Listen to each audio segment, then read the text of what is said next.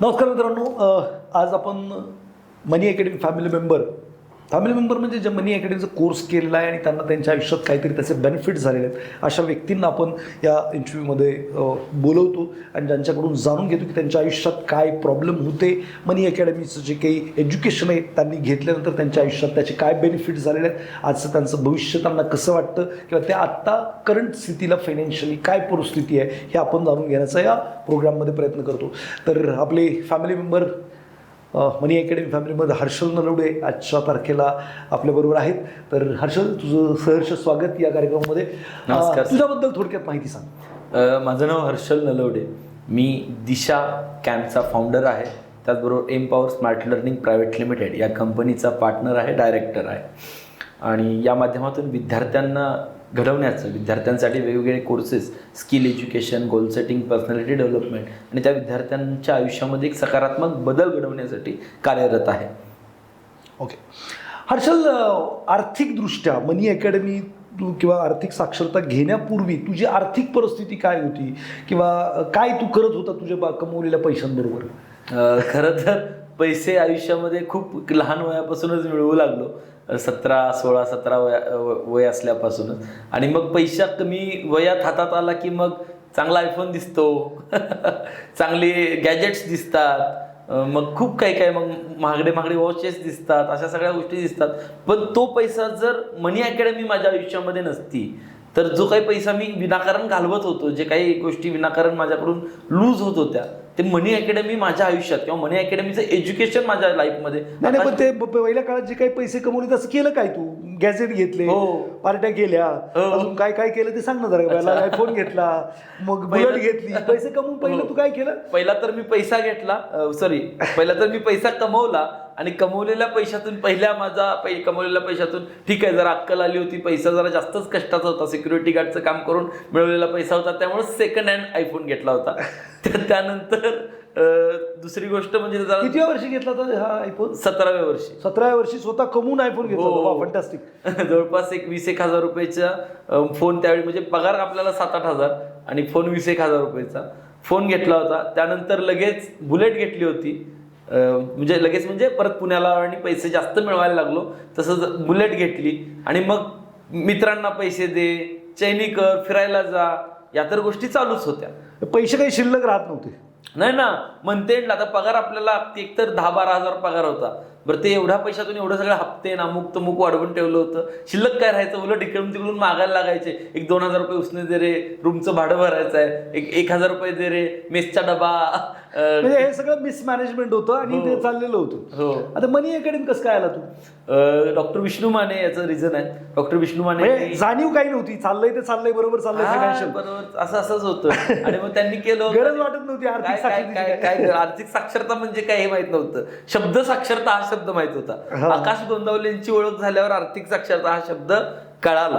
हा शब्दच माहित नव्हता तर साक्षरता कुठं नाही. गरज पडलीच नाही की आर्थिक साक्षर झालं पाहिजे, हा विचार पण नव्हता. विचार पण नव्हता. म्हणजे विष्णू मानेंनी सांगितलं. विष्णू माने सरांनी तुमचा कोर्स केला होता आणि त्यांनी त्यांच्या लाईफमध्ये खूप छान आर्थिक मॅनेजमेंट करून ठेवली होती. आणि मग मी त्यांच्याकडे जॉबला असल्यामुळे ते म्हणले, काय चाललंय तुझं पैशाचं? आकाश सरांचं सेशन अटेंड करून त्यांनी मला, खरं तर आमची सगळ्यांची फी भरली होती त्यांनी तुमच्याकडं, आमच्या टीम मेंबरची, स्टाफच्या आमच्या त्यावेळी. आणि मग आकाश सरांचा कोर्स मी इथं मनी अकॅडमीमध्ये येऊन फिजिकली कोर्स, मी 1 डे प्रोग्राम होता मला आठवतोय, तो कोर्स मी केला होता. आणि तो कोर्स केल्यानंतर मग हे अक्कल आली, बुद्धी आली की जे काही पैसे तू मिळवतोय ते पैसे जे काही करत होतास आतापर्यंत ती होती लायबिलिटी, आणि आता जे काही करायचं आहे तुला ते ॲसेट लायबिलिटी याचा फरक कळाला. आकाश सरांनी त्याची जाणीव करून दिली आणि ती झालेली जाणीवच आज मला माझ्या आयुष्यामध्ये एका बिझनेसमॅनच्या जर्नीच्या पुढे घेऊन. आता तुझ्या आयुष्यात आर्थिक परिस्थिती काय, म्हणजे कसं फायनान्स मॅनेज करतोस किंवा आता काय परिस्थिती, काय अचिव्हमेंट झाली तुझी फायनान्शियली? त्यानंतरच मग पैसा यायला लागला, तसा पैसा गुंतवत गेलो. मग तुम्ही म्युच्युअल फंड सांगितले, तुम्ही स्टॉक मार्केट सांगितलं, तुम्ही इन्शुरन्स काढायला सांगितला, मग सिक्युरिटी काय आहे आपल्याकडे, इन्शुरन्स काढायला सांगितलं, खूप महत्त्वाची गोष्ट इन्शुरन्स काढला लगेच थोड्या दिवसानंतर जसे जसे पैसे येतील तसे एक एक मार्ग चालू केला. SIP सुरुवातीला 1,000 रुपयाची चालू केली, पण सुरू केली, काही ना काहीतरी इन्व्हेस्टमेंट सुरू केली. अशा गोष्टी करत गेलो आणि आता फायनान्शियल कंडिशन सुधारली. आता आपण बिझनेसमॅन झालो, एक एम्प्लॉई होतो, आता आपण पैसे जास्त मिळवू लागलो. आता पैशांनी पैसा कसा वाढवायचा हे आकाश सरांकडून कळालं होतं. त्यामुळे त्या पैशाला जे काही फाटे फुटायचे ते नको त्या गोष्टींकडे ते फाटे फुटायचे बंद झाले, त्याला बांध घालण्यात आला. जो होता मनी हायवे नावाचं तुमचं पुस्तक आहे, किंवा तो हायवे झाला, ते बांध घातलेला होता दोन्ही बाजूने, त्याचा एक हायवे तयार झाला.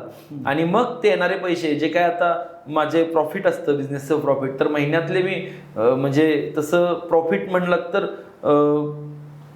10 ते 12 लाख रुपये हे प्रॉफिट आहे. पण त्याचे 50% अमाऊंट, तर 50 ते 60% अमाऊंट तर माझी मनी अकॅडमीच्या माध्यमातून त्यांनी सजेस्ट केल्याप्रमाणे मग म्युच्युअल फंड असेल किंवा जे काही गोष्टी असतील तिकडे मी इन्व्हेस्ट करतोय. ओके. आतापर्यंत तू तुझ्याकडे नव्हतेच, पण जे काही लावलेस कामाला त्यांनी तुला महिन्याला किती पैसे कमवून दिले असतील अंदाजे पर मंथ? पैशाला कामाला लावून आतापर्यंत मागच्या 1-1.5 वर्षातच तू केलेलं आहे, एकच वर्षात मला वाटतं. तर 1 वर्ष झालं. किती प्रॉफिट आहे तुला म्हणजे टोटल आतापर्यंत पैशांनी पैसे कमवून दिले तसं? हो, तसं एक 4-1 लाख रुपये गुंतवले असतील, 4-1 लाख रुपये गुंतवले असतील आणि त्याच्यावरती 1.5 लाख रुपये प्रॉफिट झालाय. आणि जर्नी काय, माझं वय आता 24 आहे, त्यामुळे 1 वर्ष झालं मी बिझनेस मध्ये उतरलो. त्याच्या आधी 1,000 रुपयाची SIP करायचो, किंवा ते पण 1.5 लाख म्हणजे तू जर 1 वर्षाचा विचार केला तर तुला पर मंथ 12,000 किंवा 13,000 रुपये पॅसिव्हली मिळाले, जेवढा तुझा पगार होता. असं नाही वाटत का तुला? 100% म्हणजे ते तर आहे. म्हणजे जेवढा पगार पण नव्हता एका काळी मला, तेवढी गोष्टी रुपये आज मला पॅसिव्हली महिन्याला मिळून पैशाला येतोय. हो हो हो. फंटास्टिक. बरं हर्षद, काय वाटतं यंगस्टर, तुझ्या वयातल्या लोकांनी आर्थिक साक्षर झालं पाहिजे? कारण काय माहिती का, तू आहे ना युथ आयकॉन आहेस. कारण लोकांना बोर आता कामाला लागले की त्यांना मोठे मोठे गॅजेटचं अट्रॅक्शन आहेच आहे. आयफोन पाहिजे, बरंचसं काही त्यांना पाहिजे, आयपॉड पाहिजे, हे पाहिजे, ते पाहिजे, खूप सारं काय पाहिजे, गाड्या पाहिजेत मोठ्या मोठ्या. तर ते त्याच्या मागे लागतात आणि मग ते खूप साऱ्या लायबिलिटी, खूप सारे EMI सुरू करतात आणि एकत्र रॉबर्ट कियोसाकी म्हणतात की ते एका रॅट रेसमध्ये अडकून जातात.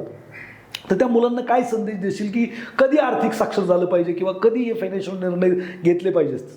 खरं तर तुम्ही कमवायला सुरुवात केली आहे, डे 1 पासूनच तुम्ही पहिल्यांदा आकाश सरांचा कोर्स करा. त्या जे शिकवतायत त्या गोष्टी ऐका, समजून घ्या आणि पहिल्या दिवशीपासूनच तुम्ही इन्व्हेस्टमेंट, गुंतवणूक, इन्शुरन्स जे काही सर सांगतात ते सुरुवात मी तर म्हणेन डे 1 पासूनच केली पाहिजे. ज्या चुका मी 2-3 वर्ष केल्या, 3-1 वर्ष मिळवायला लागल्यापासून काहीच केलं नाही आणि आता वाटतं की तेव्हापासून केलं असतं. भले ते पैसे माहिती नाही राखत तुम्ही किती रुपयापासून स्टार्ट करताय, पण ती सुरुवात, कंपाऊंडिंगचा इफेक्ट फार मोठा आहे. आकाश सर तर सांगतायतच, पण ते युवकांना किंवा माझ्या तरुण मित्रांना मला हे सांगायचं आहे, कारण की आजकाल पैसा खूप इझी मार्गाने मिळायला लागलाय.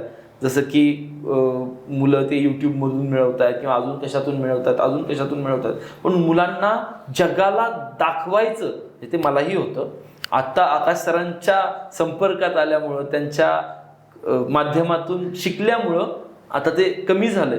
पण मुलांना अट्रॅक्शन असतं, ज्या काही गोष्टी असतात त्या गोष्टी हव्याशा असतात, मटेरियलिस्टिक ज्या काही आहेत. मग आयफोन असेल, बुलेट असेल, गाड्या असतील, थार आकाश सरांचे मग अशा सगळ्या वेगवेगळ्या. पण ह्या लोकांनी ते कधी केलंय?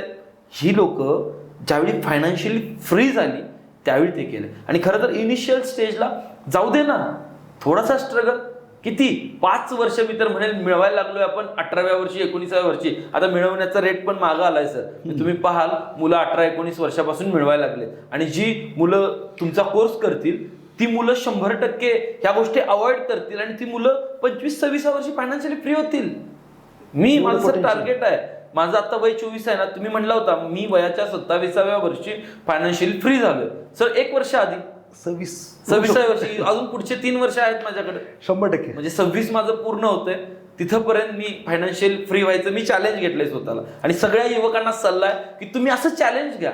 पैशासाठी तुम्हाला फिजिकली जास्त काम नाही करायला लागलं पाहिजे. ज्यावेळी पॅसिव्ह इन्कम तुमचा ह्या गुंतवणुकीतून चालू होईल त्यावेळी घ्या ना, थार घ्या, नाहीतर G-वॅगन घ्या, अडचण काय? येस हर्षल, अजून एक डेटा सांगतोय. डेटा पॉईंट असं म्हणतोय की यंगस्टर आजच्या तारखेला ड्रीम 11 किंवा असे जे सट्टा बाजार किंवा पंप अँड डंप. म्हणजे काय असतं पंप अँड डंप की कोणता तरी स्टॉक सांगायचा, तो डबल होईल ट्रिपल होईल, मोठे शेअर घ्यायला लावायचे, इन्व्हेस्टर घेतात आणि मग तुम्हाला अडकवायचं आणि जे काही अगोदरची लोक आहेत त्यांना बाहेर काढायचं, असं ते असतं पंप अँड डंप.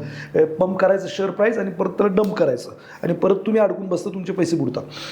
रातोरात श्रीमंत व्हायच्या नादी हे जे युवक लागलेले आहेत, म्हणजे म्युच्युअल फंडमध्ये इन्व्हेस्टमेंट इंडियामधून 7 करोड लोक करतात, म्हणजे कोणी 500चे 1000चे जे काय. आणि ड्रीम 11ला करोडपती होण्यासाठी लोक 22 कोटी लोक आहेत जे पैसे लावत आहेत.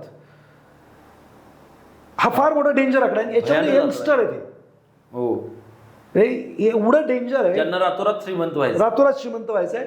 तर मित्रांनो, हे जे पर्सेंटेज वाईज आपण जर काढलं की 22 कोटी जनता पैसे लावते, तर प्रॉबिलिटी ऑफ बिकमिंग रिच किती आहे याचं आकडेवारी काढा तुम्ही. तर याची आकडेवारी %% येईल.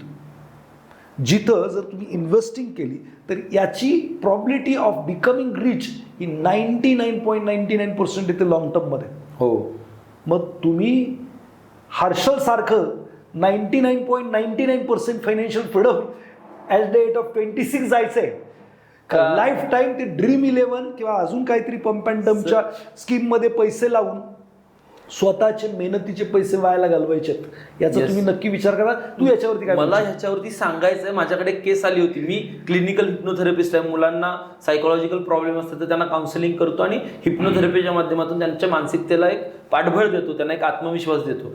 तर माझ्याकडे एक सर केस आली होती. बरं, इथं नाही, तो सांगली जिल्ह्यातला एक कोल्हापूर जिल्ह्यातला एक मुलगा आहे. तर नाव नाही मी घेणार त्याचं. ड्रीम 11 वाल्यांनी हे पण दाखवलं पाहिजे, कारण ते रमी सर्कल जे काही रमी असतं, रमी गेम्स, तर त्या पत्त्यांच्या गेम मध्ये तो मुलानं पैसे लावले. पहिला 10,000 गेले, म्हणून 20,000 लावले रिकव्हर करण्यासाठी. 20चे 25 गेले, 25चे 1 लाख गेले, 1 लाखाचे 3 लाख, 3 लाखावरून तो 7 लाखांवरती. वय काय मुलाचं? वय किती सर? 22. Oh my God. फक्त 22 वयाचा मुलगा. 7 लाख रुपये त्यांनी कुठून आणले? हे असेच घरातून, इकडून तिकडून, आईच्या अकाउंटचे पैसे. वडील एक्सपायर झाले होते, मग ती पेन्शन मिळत होती, सरकारी सर्वंट होते वडील, आणि मग त्यामुळे ह्या गोष्टी कुठंतरी पैसे अकाउंटला असायचे, खेळते पैसे असायचे. घरचं बऱ्यापैकी चांगलं होतं, असं काही नाही की घरचं वाईट होतं. त्यामुळे पैसे घरात असतातच बऱ्यापैकी, इकडे तिकडे मित्रांकडून घेतले, इकडून घेतले, तिकडून घेतले. आणि मग ते टेन्शनमध्ये येऊन मुलगा आपल्याकडे आला होता, 22 वर्षाचा मुलगा. सर, आता काय करायचं? म्हणजे मुलांना रातोरात श्रीमंत व्हायचं आहे, रातोरात पैसे कमवायचे आहेत, फिजिकली कष्ट न करता पैसे कमवायचे आहेत. पण या सगळ्या चक्करमध्ये मुलांनो, तुम्ही तुमचं आहे ती आयुष्य, पाठीमागची जे काही तुमच्यावरती डिपेंड आहे त्यांचं आयुष्य आणि तुमचं फ्युचर पूर्ण खराब करून टाका. त्यामुळं जे काही सांगतायत तज्ज्ञ आहेत त्यांचा सल्ला घ्या. नको त्या गोष्टींच्या भानगडीत पडू नका. शेवटी तेही सांगतायत, ही शेवटी डिस्क्लेमरमध्ये टाकतायत ना ती लोक, असं आर्थिक जोखीम है, वो है, ऐसा है. आर्थिक जोखीम नाही, 100% लोकांचे पैसे जातात. चुकून कोणाला एखाद्याला 1 कोटी रुपये मिळत जरी असले ते पण जातात. तो पुढच्या वेळेला अजून जोर लावून खेळतो आणि तो पैसे घालवतोच. तेच आजपर्यंत सट्टा बाजारामधून पैसे कमवणारा एकही व्यक्ती श्रीमंत झाला तर राहिलेला नाहीये. सो आर्थिक साक्षरता माझ्या मते खूप महत्वाची आहे. तू काय म्हणशील? 100% गरजेची आहे, फक्त महत्वाची नाही. तर मी तर म्हणतोय हे एज्युकेशन शाळांमध्ये दिलं पाहिजे. शाळा देऊ शकत नाही म्हणून मी दिशा कॅम्प चालू केलाय, त्या माध्यमातून विद्यार्थ्यांच्या आयुष्यामध्ये परिवर्तन घडवतोय. पण तिथं सुद्धा आकाश सर येऊन त्या विद्यार्थ्यांना आर्थिक साक्षरता शिकवतायत आणि ही माझ्यासाठी सर अभिमानाची गोष्ट आहे. तुम्ही तुमचा वेळ आम्हाला देताय. सो हर्षल, तुझ्या आयुष्यात जे काही मनी अकॅडमीमुळे परिवर्तन झालेलं आहे तू सुद्धा याच्यामध्ये सांगितलेलं आहे. तर मला असं वाटतं की हर्षल काय, माझ्याकडे अशा हजारो स्टुडंट आहेत ज्यांनी त्यांच्या आयुष्यात, हर्षलची स्टोरी आता सुरुवात आहे पण त्याचं 2026 पर्यंत तो म्हणतो फायनान्शियल फ्री होईल. तेवढं त्याच्याकडे कॉन्फिडन्स आहे, तेवढं त्याचं नॉलेज वाढलेलं आहे. सो तुम्ही सुद्धा या माध्यमातून आर्थिक साक्षर होऊन तुमचं आर्थिक भविष्य सुरक्षित करू शकता आणि पर्टिक्युलर टाईम ठरवून फायनान्शियली फ्रीडम मिळवू शकता. तर हर्षल, तू नक्कीच आलास त्याबद्दल तुझ्या मनापासून धन्यवाद. खूप खूप खूप धन्यवाद सर. आणि मनी अकॅडमी माझ्या आयुष्यात नसती तर आर्थिक निर्णय चुकत गेले असते. आयुष्य आर्थिकदृष्ट्या भले पैसे जास्त मिळवले असते पण आयुष्य आर्थिकदृष्ट्या कुठेतरी खालीच गेलं असतं. त्यामुळं तुम्ही माझ्या आयुष्यामध्ये व्हॅल्यू ॲड केली, त्याबद्दल मी तुमचा खूप खूप आभार आहे. Thank you so much. Thank you Harshal.